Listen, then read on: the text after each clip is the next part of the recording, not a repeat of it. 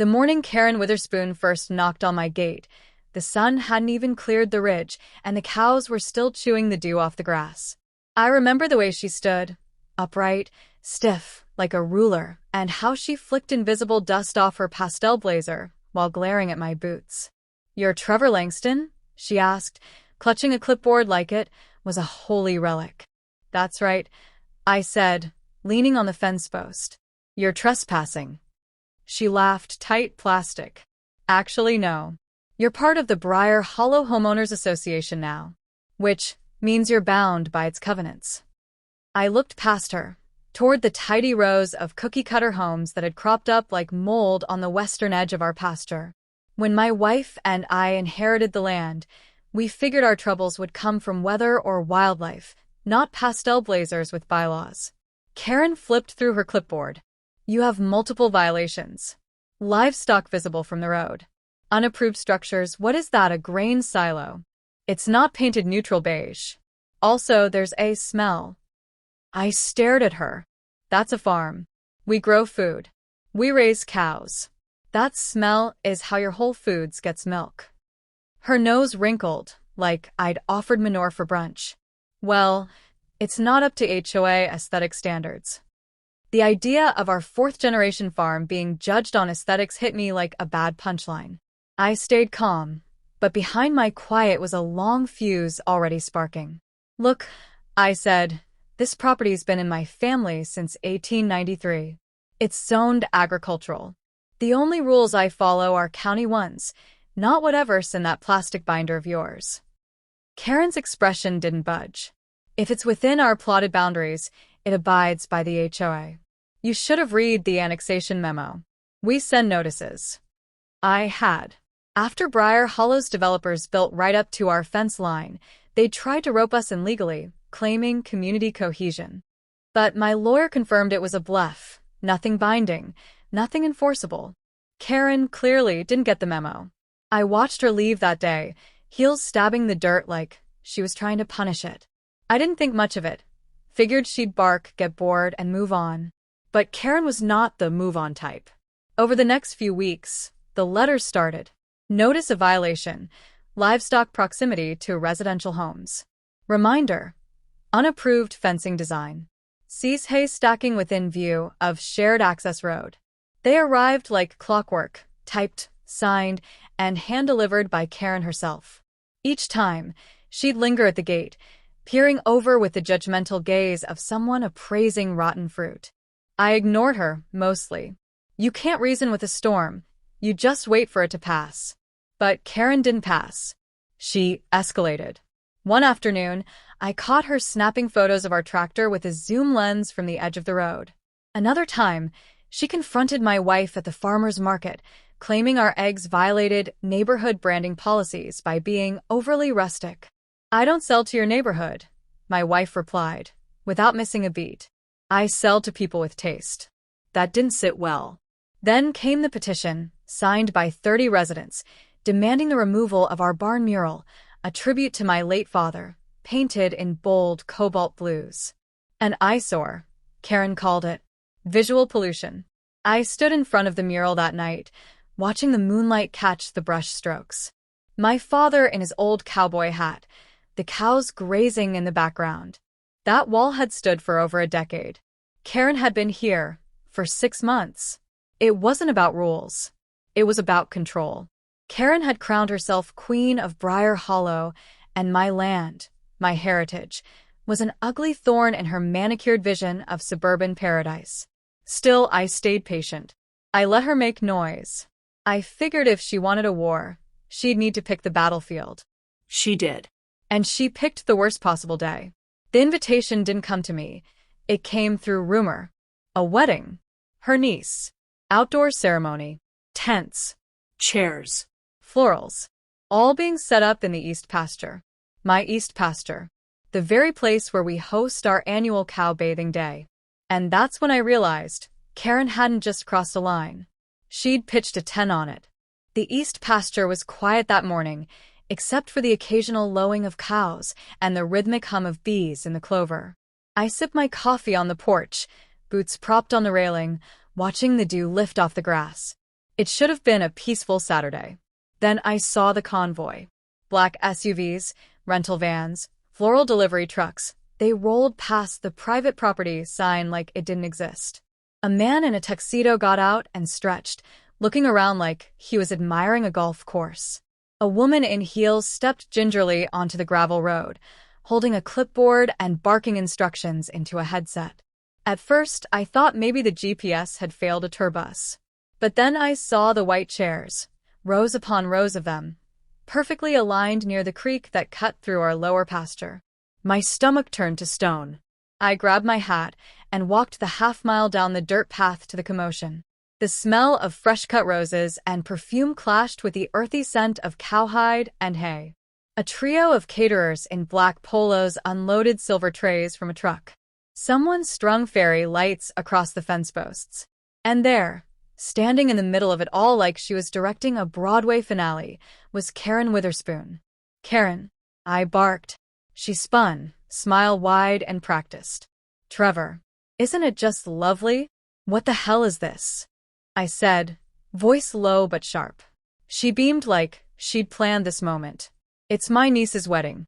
We needed a scenic venue. Yours was just so charming. Rustic chic is in vogue, you know. You didn't ask permission." She waved her hand as if brushing away a mosquito. "We discussed this at last month's board meeting. You really should attend those. Anyway, the east lot is technically part of the HOA buffer zone per our revised maps." "No, it's not," I said flatly. "You and your clipboard might fool city folks, but this land's deeded clear back to my great-granddaddy. You're trespassing."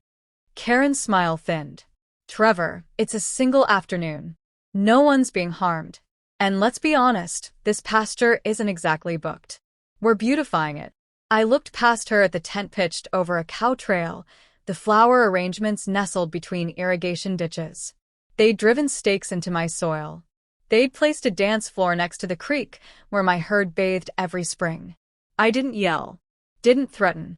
I just stared until her expression flickered. "You didn't even move the cows," I said. "Did you think they'd just disappear?" She laughed, forced and brittle. "We hired someone. They're penned up in the north field. It's not like we hurt them. Honestly, I think they'll enjoy the music." That's when the anger came, not fiery and loud, but cold and precise. She'd touched what didn't belong to her. She'd moved my animals without permission, trampled the boundary between entitled and unlawful. But I still didn't shout. I turned and walked back toward the house, boots crunching gravel. Karen called after me, voice too cheerful, too loud. "We start in 2 hours. Do stay for cake." At the barn, I found my wife already waiting. She'd seen the same circus I had and was brushing our oldest cow, Daisy, with tight, furious strokes. "She moved the herd," I said. "I noticed," she replied. "You know what day it is?" She looked up, eyes dark with purpose. "Cow bathing day." We didn't need to plan. We'd done it every spring, led the herd to the creek, let them soak and cool and play. It was tradition. And today it would be justice. I opened the barn gates. 17 cows, cleaned, fed, and full of springtime sass, snorted and stamped as they filed into the pasture. A couple of border collies nipped at their heels, keeping them in line. Daisy let out a deep, echoing moo, like a bugle call at the start of battle. And down the path, white chairs waited. The bride would arrive soon. The guests were already sipping champagne. The quartet had started tuning. They were ready for a fairy tale. They were getting a stampede. The cows moved in a single, purposeful line. Daisy led the charge, her hooves kicking up the last of the morning fog as she walked with the slow, regal gait of a queen. Behind her, the others followed, a perfect parade of black and white bodies, their udders swaying with every step. It was as if they knew exactly what was about to unfold. I stood at the gate, arms crossed, watching the scene from the edge of the pasture. My wife, a quiet smile tugging at her lips, stood next to me, hands on her hips. She had always been the calm to my fire, but today, her eyes were sharp with anticipation. "Are you sure about this?" she asked, her voice steady but knowing. I didn't answer at first. Instead, I watched as Karen flitted around the tent, instructing staff, adjusting the white satin ribbons, fussing with a cake stand. She was in her element, the woman who thought she could control everything, every detail, every person, every corner of her little suburban kingdom. "I'm sure," I finally said. "She's crossed a line. It's time to remind her what happens when you mess with people who know the land better than anyone." My wife nodded, eyes glinting with the same quiet determination that had gotten us through tougher fights than this. Together, we watched as the cows reached the edge of the pasture closest to the wedding site. The first sign that things were going to spiral came when Daisy gave a low, commanding moo. It wasn't loud, but it had the desired effect. The string quartet stopped playing mid-note, their violins dropping in unison. Heads turned, confusion painting the guests' faces. Then, Daisy stomped her hooves. The ground shook beneath her. She was ready, and so were the others. At that moment, it was like the world slowed down just for a second. The sight of the cows, the sound of the distant wedding guests chattering, the swish of the wind through the trees, it all faded into background noise. The cows were no longer farm animals. They were warriors. And the battlefield? The wedding of the year. "Release them," I said, more to myself than to anyone else. My wife opened the fence gate with a quick flick of the wrist. And just like that, the herd charged. They came in fast, too fast for the guests to react. First, it was the wedding planner who screamed as Daisy collided with a floral arch. The structure, fragile, delicate, designed for a perfect Pinterest photo, bent and broke under the weight of the massive animal. Flowers flew, and ribbons snapped like elastic bands, whipping through the air. The violins screeched as their musicians bolted, trying to escape the chaos. A couple of bridesmaids scrambled backward, heels sinking into the soft earth. One of them tripped, landing with a yelp as a cow sidestepped her, plowing through the area with no concern for the human mayhem behind.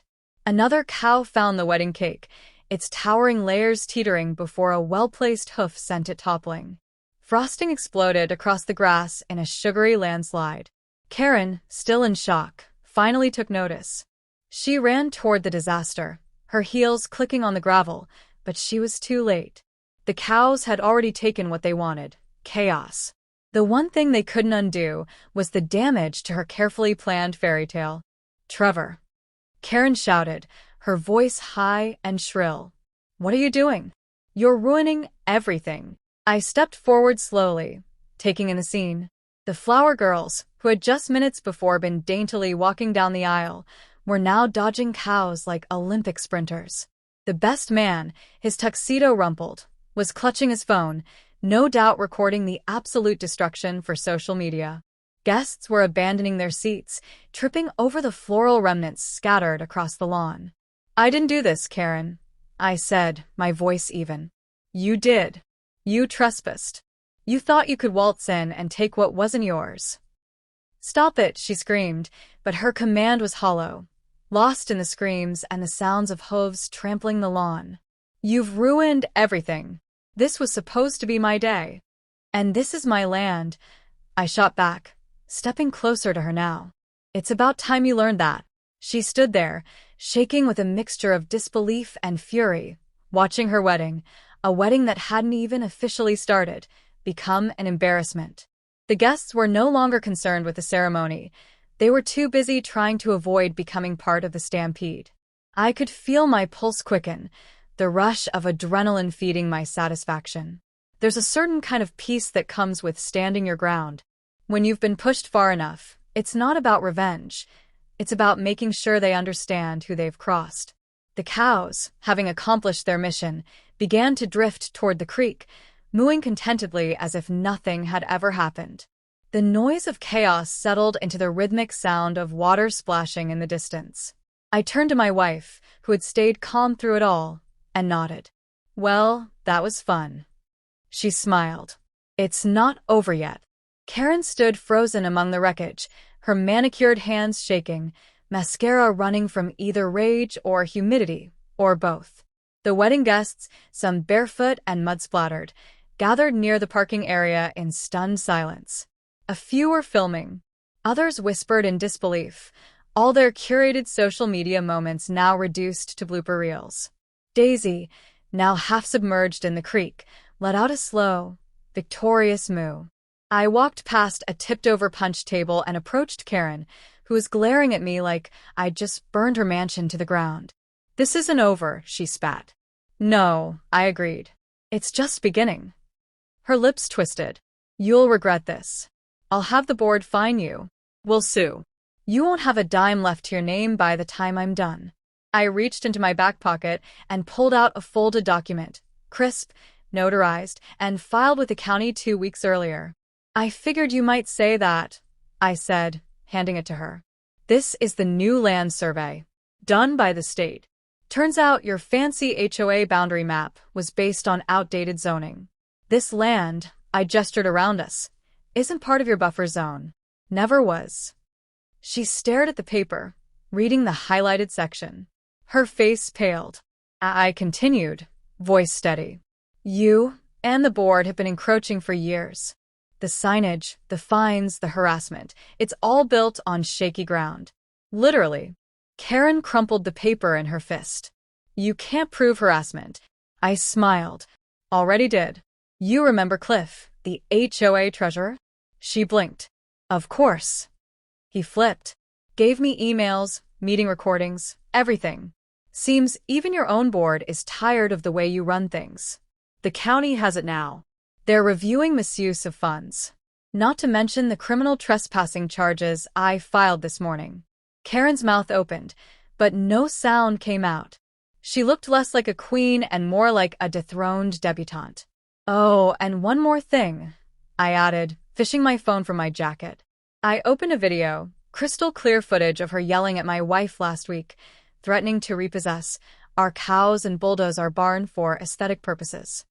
"This'll pair nicely with the footage of you today, authorizing your niece's wedding on private property without consent." She reached for the phone, but I pulled it back. "Don't worry," I said. "It's already uploaded and sent to the local news station. They love HOA drama almost as much as they love irony. A wedding ruined by cows? That's gold." Her face crumpled, not from embarrassment, but from realization. The power she'd wielded so carelessly, the smug confidence she carried into every HOA meeting, it was evaporating like dew in the morning sun. "You think you've won?" she snapped, her voice cracking. I looked around. My cows were bathing peacefully in the creek. My wife was laughing with a neighbor who had wandered over to watch the chaos. Guests were leaving, shaking their heads, muttering about the worst wedding ever. And the land, our land, was still standing, undisturbed by ribbons and pretension. "No," I said. "I think I've reminded you this isn't your kingdom, and I'm not your subject." Karen turned and walked off, heels sinking into the mud with every heavy step. No more yelling. No more threats. Just a hollow silence trailing behind her. By late afternoon, the fields were calm again. A few stray petals floated in the creek. One of the collies chased a rogue balloon across the pasture. We never saw the newlyweds, not officially. Someone said they left the moment the cows arrived. That night, we grilled steaks under the stars. A few neighbors came by, bringing beer and pie, swapping stories about Karen's reign. There was laughter, genuine, full-bellied laughter. For the first time in years, the farm didn't feel like a target. It felt like home again. A week later, the county ruled in our favor. Karen was fined for trespassing, negligence, and unauthorized land use. The HOA board removed her from her position, unanimously. A new election was held, and for the first time, I saw people I respected step up. People who knew the land. People who listened. Karen moved out of the neighborhood a month later. Rumor had it she tried to start another HOA 2 towns over. I didn't care. She was someone else's problem now. As for us, we added a new sign at the end of the driveway. Private property, cow bathing area. Weddings will be moved. And every time someone drives by and laughs, I remember that sometimes the best revenge isn't loud. It's muddy. It's hoofed. And it gets the job done.